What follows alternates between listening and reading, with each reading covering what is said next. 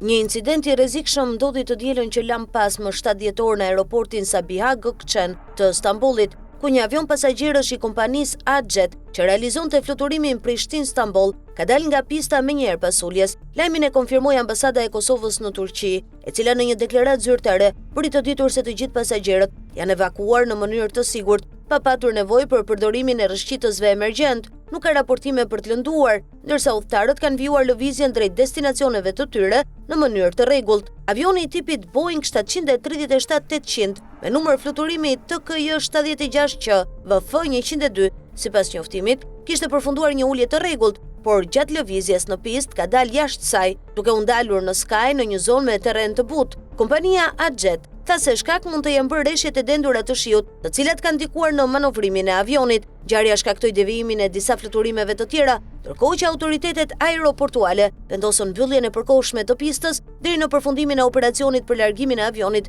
dhe rivendosjen e sigurisë në zonë. Ambasada e Kosovës ka vendosur në dispozicion edhe kontaktet për qytetarët që kanë nevojë për ndihmë apo informacion shtesë. Ky incident ngre sërish pyetje mbi sigurinë në fluturime gjatë motit të keq dhe masat që kompanitë ajrore duhet marrin për të shmangur situata të ngjashme. Fatmirësisht, kësaj radhe pati pasoja për jetën e pasagjerëve.